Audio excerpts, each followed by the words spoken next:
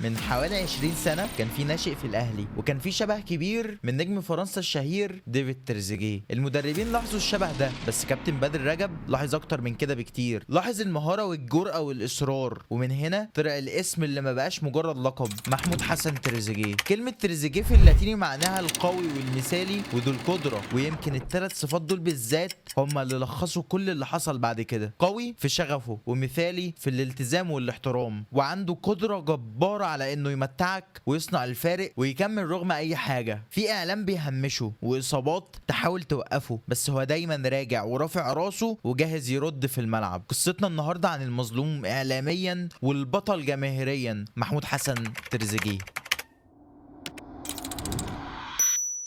بس قبل ما نبدأ في الحلقة، لو انت من الناس اللي بتحب المحتوى ده وبتستناه، انزل اعمل لايك دلوقتي وشير الحلقة لاصحابك، واكتب لي في الكومنتات مين شايفه احسن صفقة الاهلي عملها في الصيف ده، وخليني اقول لك ان اللايك بتاعك فعلا بيفرق. كل لايك وكل كومنت بيخليني اقدر اكمل ويخلي المحتوى ده يوصل لناس اكتر. في يوم 1 اكتوبر 1994 وتحديدا في محافظة كفر الشيخ، اتولد طفل وسط عيلة بسيطة مكونة من 6 افراد، وهو كان السابع بتاعهم. الطفل ده كان هو محمود حسن تريزيجيه. محمود اتولد في عيله بتحب الكوره جدا، ومفيش لقاء بيعدي الا وهو بيقول ان اخواته محمد واحمد كانوا بيلعبوا احسن منه بكتير في الملعب، وده غير ان والده كمان كان بيشجع نادي الزمالك. وتخيل رغم كده ده ما منعش تريزيجيه من انه يبقى متواجد في النادي الاهلي. تريزيجيه وهو عنده 7 سنين بس ظهرت لمسته ومهارته بالكوره، الموهبه اللي لفتت نظر اخوه الكبير احمد عشان يشوفه وهو بيجري بالكوره وسط اصحابه في مركز شباب كفر الشيخ عشان يقول له انا هوديك الاهلي. وبالفعل احمد بيصدق في اخوه لما كان كل يوم بيوديه مدرسه الكوره في الاهلي، مشوار 3 ساعات من كفر الشيخ لحد مقر النادي في مدينه نصر، الا والاخ الاكبر كان متاكد ان كل التعب ده هيكون قصاده مكافاه كبيره من عند ربنا. تريزيجيه ورغم جسمه اللي كان صغير وقتها، الا وانه كان بيموت نفسه بجد في التمرين عشان يجي اليوم المنتظر، ماتش ما بين اكاديميه كابتن احمد شوبير واكاديميه النادي الاهلي، عشان وقتها اكاديميه شوبير تتقدم بهدفين، وكابتن بدر رجب بيلمح تريزيجيه على الدكه ويبقى امله في الولد الصغير اللي بينزل، وبالفعل بيحرز 3 اجوان يعني هاتريك، اللي من وقتها كابتن بدر رجب بيقول للولد ده فين باباك عشان نوقع دلوقتي حالا انضمامك لقطاع الناشئين. وقتها تريزيجيه بيرتاح من مشوار ال3 ساعات، ووقتها بيتوفر له استراحه بما انه حاليا بقى تبع قطاع الناشئين. في قطاع الناشئين بقى لازم افكركم بحكايه الاسم. يا ترى ليه اتسمى تريزيجيه بالاسم ده؟ ولد صغير واسمه محمود حسن، والكل بيلاحظ الشبه الكبير ما بينه وبين النجم الفرنسي ديفيد تريزيجيه، بس كابتن بدر رجب اتمسك بتسميته بالاسم ده فعلا بعد ما شاف موهبته وانه كان هداف مدرسه الكوره وقطاع الناشئين لمده 5 سنين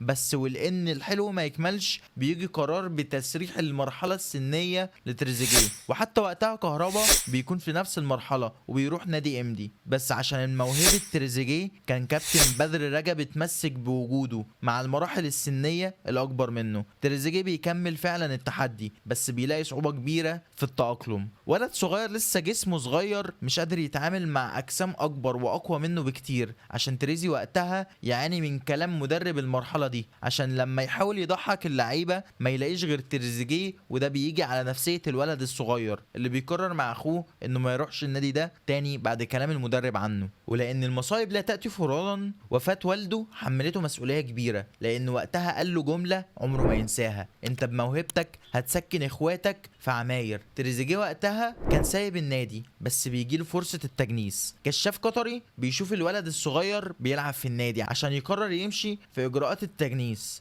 عشان يكمل مشواره بره مصر. ولكن في لحظه مفصليه بيجي كابتن علي ماهر يمسك قطاع الناشئين عشان يتفاجئ بتقرير مكتوب عن تريزيجيه انه لاعب مستهتر وغير جيد وغير مفيد للنادي. والتقرير بيشد انتباه كابتن علي ماهر عشان تقريبا ده اسوأ ناشئ في تاريخ الاهلي، وكابتن علي ماهر بيقرر انه يشوفه بنفسه، وفعلا بيكلمه في التليفون ووسط اجراءات التجنيس عشان تريزيجيه وقتها وبرغم كل اللي تعرض له في النادي ما يقدرش يقول للنادي الاهلي لا، وفعلا بيروح عشان يشوفه الكابتن علي ماهر، ووقتها بينبهر بقدراته الفنيه في اي مركز بيلعبه له ايا كان، مهاجم او خط وسط او حتى جناح، عشان يتمسك بيه علي ماهر ويقول له انت مكانك في الفريق الاول. والوقت ده كان وقت تصعيده مع مانويل جوزيه في الفريق الاول سنه 2012.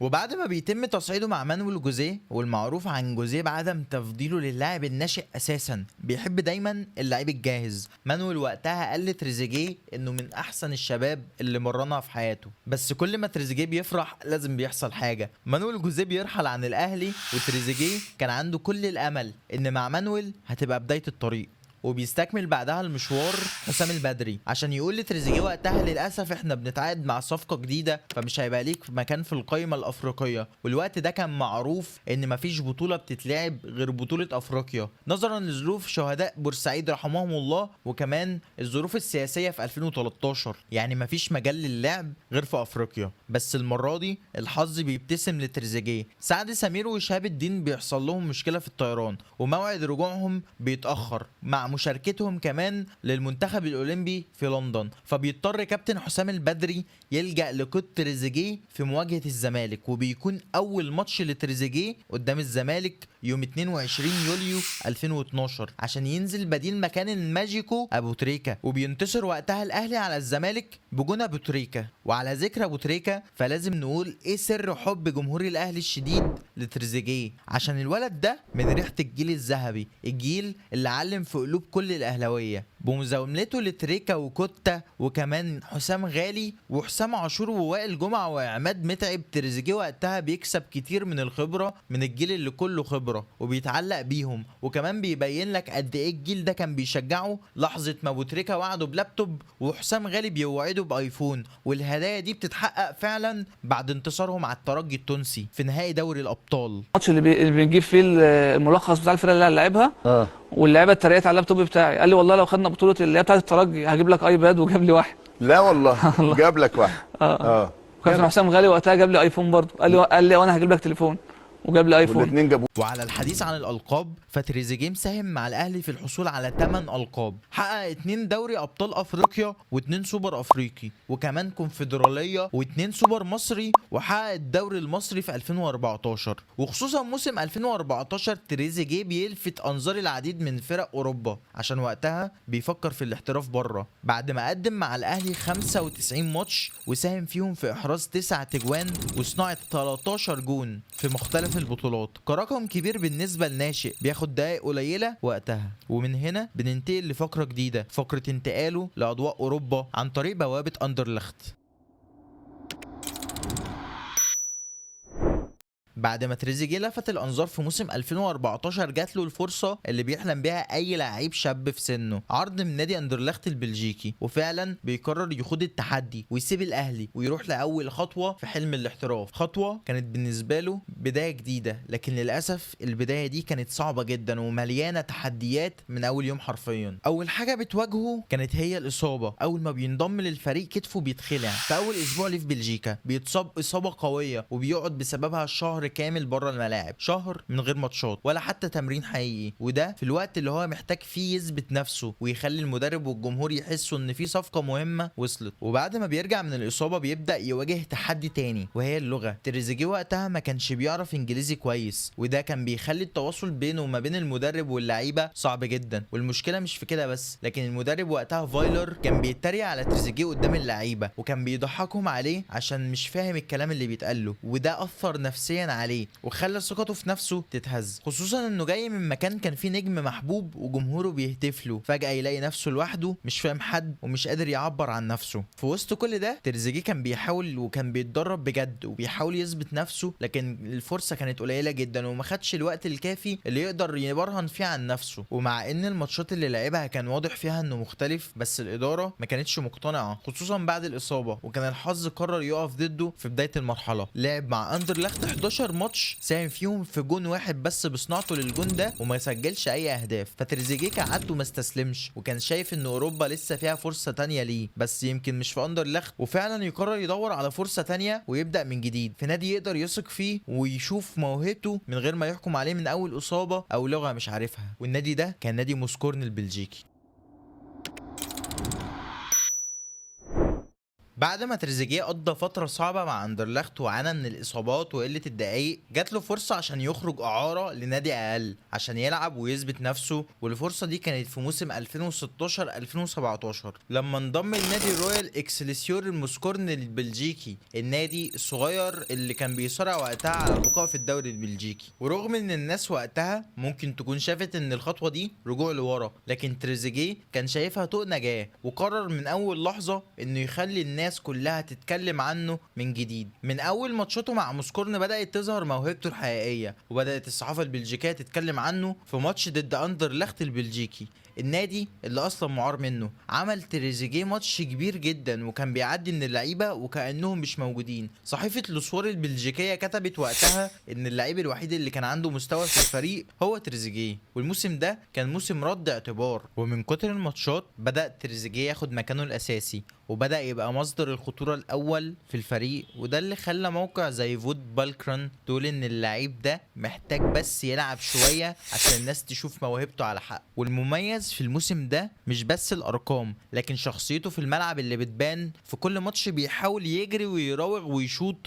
وبيتحمل مسؤولية فرقة كاملة كانت بتصارع على البقاء، وكأنه مش لعيب جاي من الاهلي اكبر نادي في افريقيا، لكن كأنه لعيب جعان كورة وعايز يثبت نفسه من الصفر. الملحوظة الاهم ان موسكورن وقتها كان فريق صغير مش بيصنع فرص، وتريزيجيه ما كانش مهاجم عشان ارقامه تبقى كبيرة، لكن كان جناح اللي بيخلق الفرص وبيعمل زيادة عددية وبيجبر اي مدرب ان هو لازم يبدأ بيه. الموسم ده تريزيجيه شارك مع موسكورن في 28 ماتش، سجل فيهم 7 تجوان وصنع اكتر من جون، وكان اكتر لعيب مؤثر في الفريق. والارقام مش بس اللي بتتكلم، لكن الصحافة والجمهور والمدربين كمان بيتكلموا عنه. الناس بدأت تسأل هو ليه اصلا ما كانش بيلعب في اندرلخت، وابتدت العروض تيجي من اكتر من نادي في بلجيكا وبراها، لان الكل وقتها بدأ يشوف لعيب اسمه تريزيجيه عدى من المحنة اللي كان فيها ورجع يثبت انه من احسن المواهب اللي خرجت من مصر في اخر السنين. لكن في الحقيقة تريزيجيه ما كانش بيدور على عروض وخلاص، كان بيدور على فرصة لعب حقيقية، لانه كان شايف ان ده وقته، وكان عنده هدف واضح ومحدد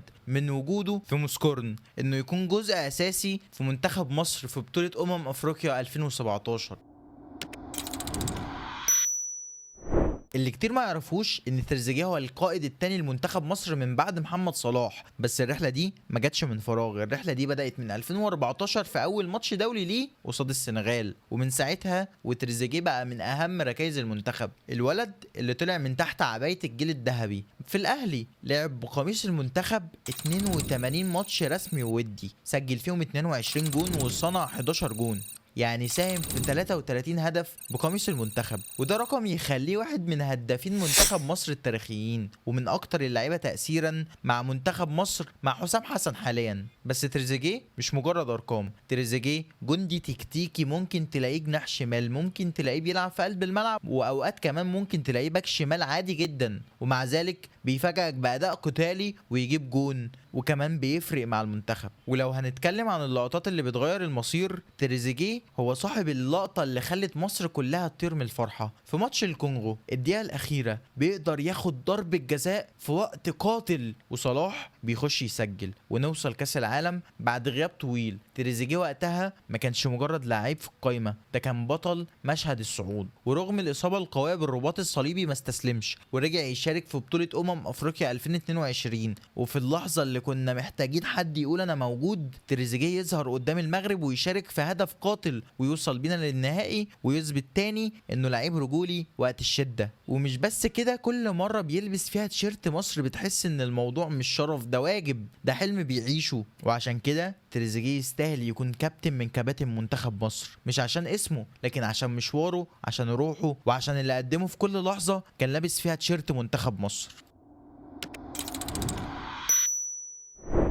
بعد ما تريزيجيه قرر يسيب موسكورن ويدور على محطة جديدة في أوروبا، جات له الفرصة إنه يروح إعارة لمدة موسم لنادي قاسم باشا التركي، والنادي وقتها ما كانش من كبار تركيا، بس كان عنده مشروع كويس، والمدرب كان شايف إن تريزيجيه ممكن يبقى عنصر فارق في الفريق. من أول ماتش نزل فيه بدأ يسيب بصمته. أول ماتش ليه كان ضد ألانيا سبور، وسجل هدف وقتها في أول ظهور ليه. بعدها بشوية بدأنا نشوف نسخة مختلفة من تريزيجيه، نسخة هجومية حادة، سرعة واختراق وشراسة، وفي نفس الوقت تطور كبير في الجانب التهديفي. الموسم ده تريزيجيه بقى مرعب للمدافعين في تركيا، وسجل 13 جون وصنع 6 جوان في كل البطولات. ارقام خلت الناس تبدا تبص عليه، وحتى الصحف التركيه بدات تتكلم عنه انه من افضل المواهب اللي في الدوري وقتها، وكان مرشح وقتها من الصحافه التركيه لجائزه افضل لاعب في الموسم. ومن هنا قاسم باشا قرر يشتريه نهائيا من اندرلخت اللي كان حاطط بند شراء بقيمه 2 مليون يورو بس. يعني صفقه تعتبر سرقه باللي قدمه تريزيجيه مع الفرقه. الصفقه تمت وتريزيجيه بقى لاعب رسمي في قاسم باشا بداية من صيف 2018. الموسم الثاني كان أصعب، بس تريزيجيه كمل بنفس المعدل وسجل 9 أهداف وصنع 9 أهداف، وده رقم كبير جدا في فريق ما بيشاركش في البطولات القارية. وبفضل الأرقام دي قدر يدخل رادار أندية أوروبا الكبيرة، وبدأت العروض توصل من بين جالاتا سراي وانتر ميلان وكمان أستون فيلا. الاختيار وقع على أستون فيلا اللي كان وقتها راجع للدوري الإنجليزي الممتاز، وكانوا عايزين يبنوا فريق هجومي سريع. النادي الانجليزي وقتها دفع 10 مليون يورو عشان يجيب تريزيجيه، والصفقه دي كانت الاعلى في تاريخ قاسم باشا وقتها. والسبب الرئيسي في اهتمام استون فيلا بيه كان مستواه الثابت في تركيا. تريزيجيه خرج من الدوري التركي وهو سايب بصمه واضحه، مش بس كلاعب ارقام لكن كلاعب كان بيصنع الفارق في كل ماتش تقريبا، وده خلى اسمه يتحط وسط نجوم اللعبه ويفتح له الباب لمرحله جديده مهمه في الدوري الاقوى في العالم.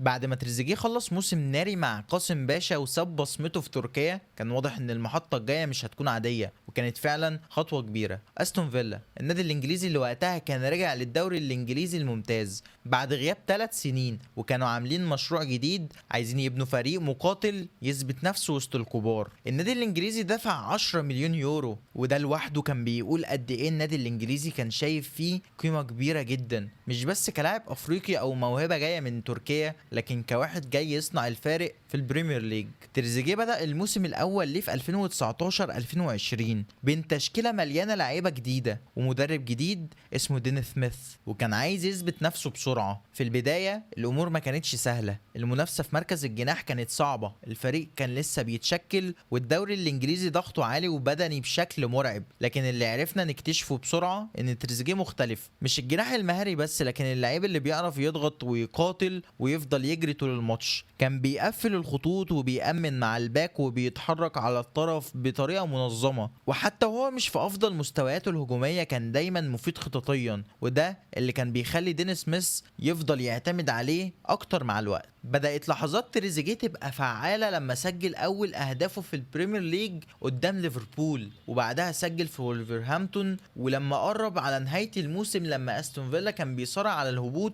بدأ يبان المعدن الحقيقي. في آخر 4 ماتشات من الدوري تريزيجيه كان بطل الرواية، سجل جونين تاريخيين قصاد كريستال بالاس في الفوز 2-0، وكانوا أول 3 نقط من أصل سلسلة الإنقاذ. وبعدها على طول سجل جون قاتل قدام أرسنال في الجولة اللي قبل الأخيرة، هدف عالمي بتسديدة في الزاوية البعيدة عن حارس المرمى في الماتش اللي كان حياة أو موت. واللي بيشوف الجون ده يعرف قد ايه الولد ده بيحب اللحظات الصعبة، اللحظات اللي محدش بيستحملها غير الكبار. بفضل أهدافه دي أستون فيلا هرب من الهبوط بأعجوبة، وتريزيجيه كان من أهم الأسباب. الصحافة كلها ابتدت تتكلم عن الجناح المصري اللي أنقذ الفريق في اللحظات القاتلة. ومع بداية الموسم اللي بعده كان المتوقع ان تريزيجيه هيكمل على نفس المعدل، وفعلا بدأ موسم 2020-2021 بشكل جيد جدا، وكمان بدأ كأساسي، صنع هدفين في أول 4 جولات وكان واضح انه داخل بثقة. لكن هنا بدأ الحظ يقلب، إصابة عضلية بعدها يرجع شوية، وبعدها ضربة قوية في الوجه قدام مانشستر يونايتد، وبعدها فترة حصلت الكارثة، قطع في الرباط الصليبي في الركبة. إصابة خلت موسمه ينتهي ودخل في فترة علاجية وتأهيل طويلة من النوع اللي ممكن يهد مشوار اللعيب. لكن تريزيجيه كالعادة مش من النوع اللي بيستسلم، اشتغل بصبر ورجع بعد شهور من التأهيل. بس وقتها الفريق كان اتغير،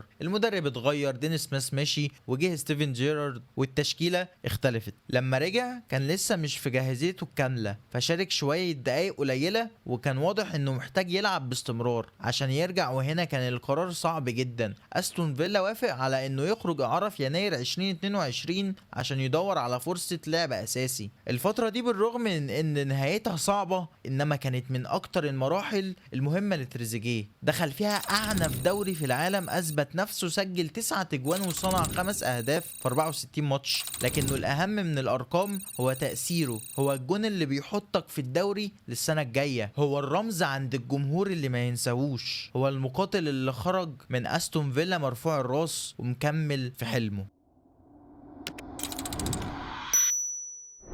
بعد ما رجع تريزيجيه من اصابه الرباط الصليبي القاسيه اللي اتعرض ليها في انجلترا، الدنيا ما كانتش سهله خالص. الاصابه دي بالذات كانت قاتله لاي جناح بيعتمد على السرعه والانطلاقات. وهنا بيجي القرار المصيري، تريزيجيه قرر يسيب الدوري الانجليزي مؤقتا ويرجع مكان هو عارفه ومتعود عليه، تركيا، وتحديدا نادي بشكشهير التركي، الفريق اللي كان وقتها طالع من موسم متوسط لكنه كان طموح وعايز يبني من جديد. في فبراير 2022 الصفقه بتتم رسميا اعاره لمدة 6 شهور من استون فيلا لبشكشهير التركي. خطوة ظاهريا انها محاولة لاستعادة الفورمة من جديد، لكن الحقيقة انها كانت اكتر من كده، كانت اعادة تعريف لتريزيجيه. واول ماتش ضد ريزا سبور ينزل تريزيجيه ويصنع جون وكأنه بيبعت رسالة انا راجع وبقوة. وفعلا تريزيجيه بيبدأ يثبت نفسه ماتش ورا التاني، وسجل مع بشكشهير 6 جوان وصنع 4 في 13 ماتش بس، رقم مرعب للاعب راجع من إصابة طويلة ولسه داخل الفريق جديد.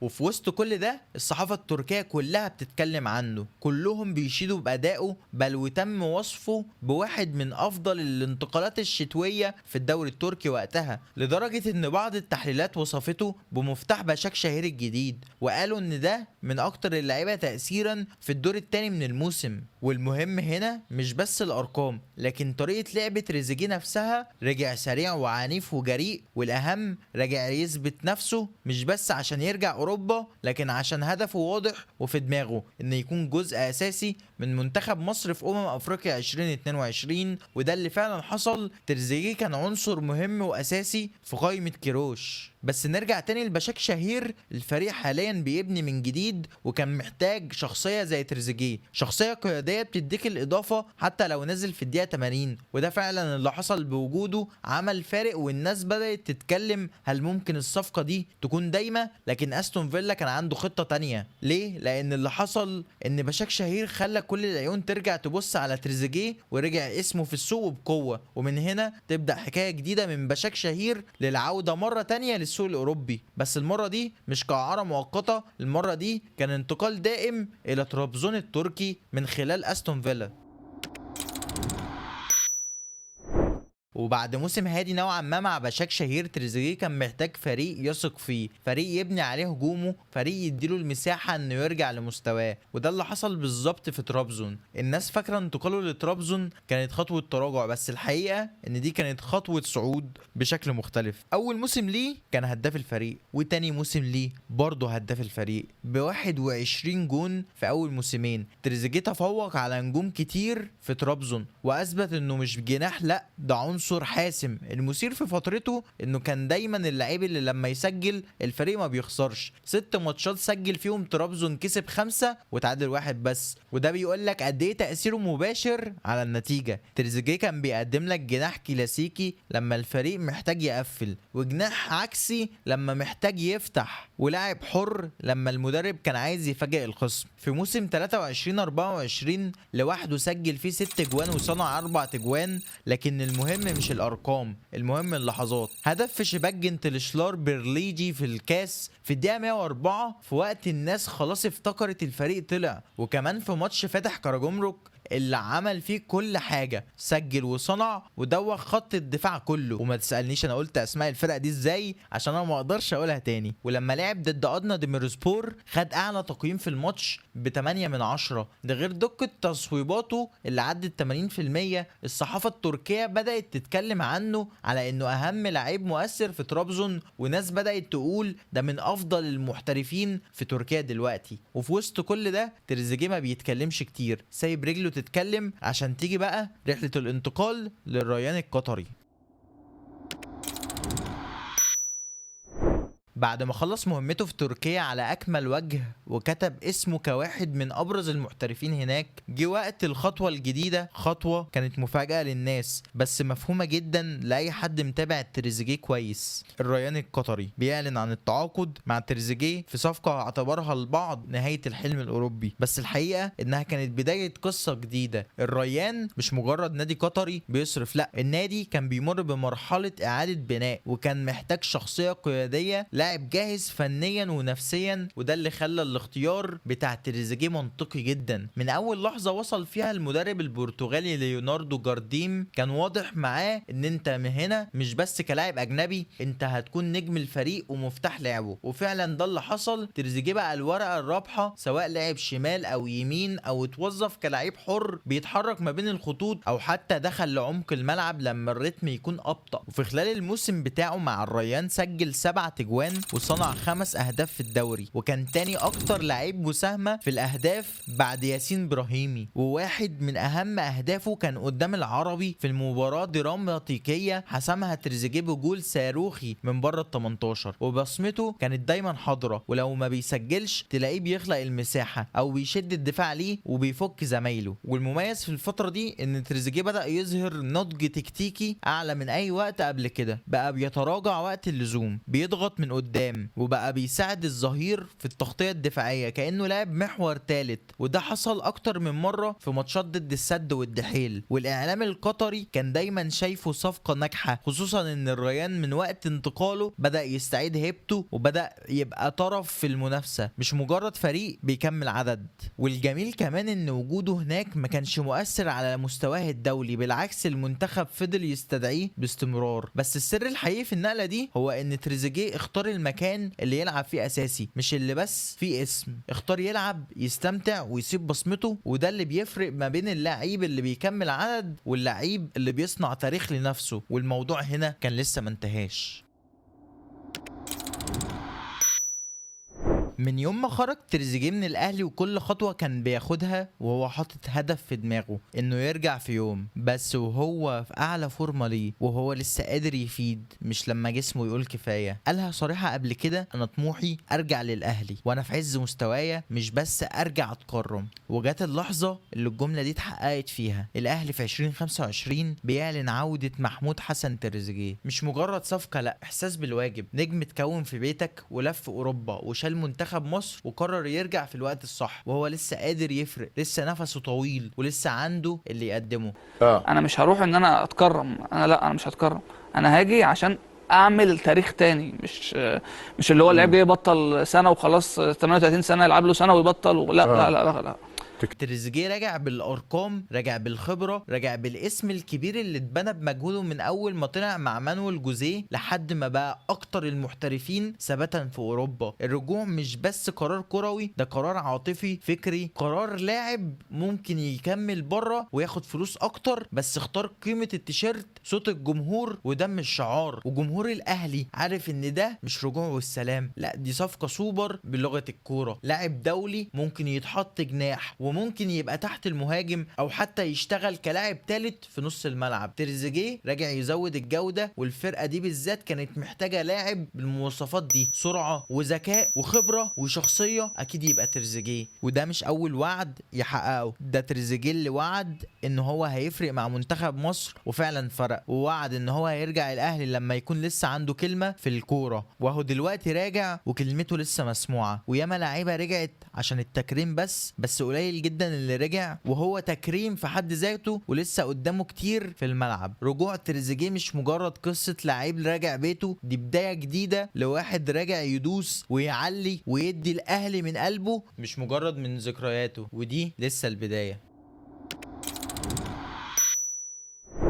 تريزيجيه راجع الاهلي وهو في عزه، راجع بعد ما لف اوروبا من بلجيكا لتركيا لانجلترا وقطر. راجع مش عشان يتكرم، راجع عشان يضيف. ورغم ان الاصابات لعبت دور كبير في تعطيل مسيرته، سواء خلع في الكتف في بلجيكا او اصابه في الوجه وبعدها رباط صليبي في انستون فيلا، الا ان كل مره كان بيرجع اقوى. تريزيجيه واحد من اللعيبه القليله اللي في عز اصابته الجمهور كان مستني يرجع ومش ناسيه. ولو هنقيمه كلاعب فنيا فهو واحد من اميز الاجنحه اللي في الجيل ده في مصر، سرعات عاليه ودايما بيدخل للعمق ويضرب المساحه، يعرف يشتغل كوينجر على الخط او في العمق كصانع العاب، بيكمل دايما في البوكس وده اللي بيخليه دايما قريب من التسجيل. عنده تسديدات قويه من بره المنطقه، بيضغط بشكل ممتاز وملتزم تكتيكيا. وبالمناسبه هو مش مجرد جناح هجومي، لعب باك شمال مع المنتخب وقدم وقتها اداء عالي جدا. ومع كل ده اهم اضافه ممكن يديها للاهلي دلوقتي الخبره الاوروبيه. لاعب فاهم ازاي يتحرك تحت ضغط، فاهم المساحات، عارف امتى يوقف الريتم وامتى يسرعه. هيفيد جدا في ماتشات كاس العالم للانديه وافريقيا والدربيات والماتشات اللي بتحتاج لعيبه عندها عقل قبل الرجل. وتريزيجيه مش جاي يتعلم، تريزيجيه راجع يعلم، جاي يحط بصمته مش بس في ماتش ولا في موسم، جاي يكمل المشوار اللي بدأ وهو صغير واللي قال ان هو هيرجع له وهو في القمه، وادي دلوقتي رجع. واللي بيخاف منه الجمهور حاليا الاصابات، ودي فعلا نقطه لازم تتشاف كويس، لان تريزيجيه اتظلم كتير من الاصابات وده كان العائق الاول في مشواره. لكن لو عرف الجهاز الطبي انه هو يحافظ عليه بدنيا ويتعامل معاه كصفقه محتاجه اداره دقيقه، ساعتها الاهلي مش بس كسب لعيب كبير، ده كسب صفقه تقدر تفرق في الماتشات الكبيره وتسجل وتصنع وكمان تقود الفرقه. وباختصار اللي الاهلي جابه مش مجرد لعيب راجع من اوروبا، اللي رجع هو النسخه الناضجه من موهبه تريزيجيه، موهبه نضجت في اوروبا ورجعت دلوقتي تتحط في المكان اللي بدات منه عشان تكمله. وفي النهايه لو وصلت لحد هنا فانت اكيد بتحب الكوره بجد، واكيد حسيت قد ايه المشوار كان طويل، من قريه في كفر الشيخ لحد ما بقى اسم في اوروبا ورجع بيته الكبير وهو في عزه. تريزيجيه مش مجرد جناح سريع، ده قصه لعيب ما استسلمش وما حطش سقف لطموحه، ويمكن دي اكتر حاجه الاهلي محتاجها دلوقتي. لو الحلقه دي عجبتك ما تنساش تعمل لايك وشير، واكتب لي في الكومنتات تحب الحلقه الجايه تكون عن مين، صوره ثانيه ولا موهبه لسه بتكتب اسمها، قول لي وانا عليا الحكايه. ودائما وابدا يا رب تخشوا الجنه. وفي الاخر لازم نقول تشكر يا كريزيدي، تشكر يا كريزيدي، محمود كريزيدي يشكر.